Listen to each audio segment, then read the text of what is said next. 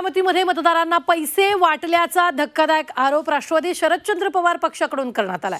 इंदापूर आणि बारामतीमध्ये पैसे वाटल्याचा आरोप रोहित पवारांनी विरोधकांवर केलाय।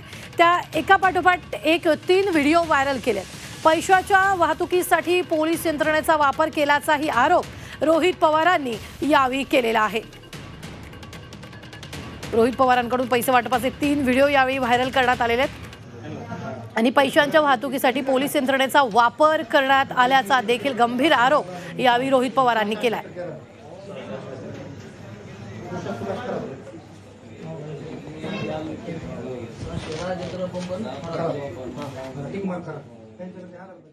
शहरी भागामध्ये पण म्हणजे जसं की खडकवासला असेल नाहीतर हवेली असेल तिथं सुद्धा पैसा वाटला गेला। आणि बारामतीमध्ये तुम्ही आता लोकांना विचारा, तुम्ही तिथे बारामतीमध्ये सहसा कधी पैसा वाटला जात नव्हता, तोही पैसा तिथं वाटला जात होता असं कुठेतरी आपल्या सगळ्यांना दिसतंय।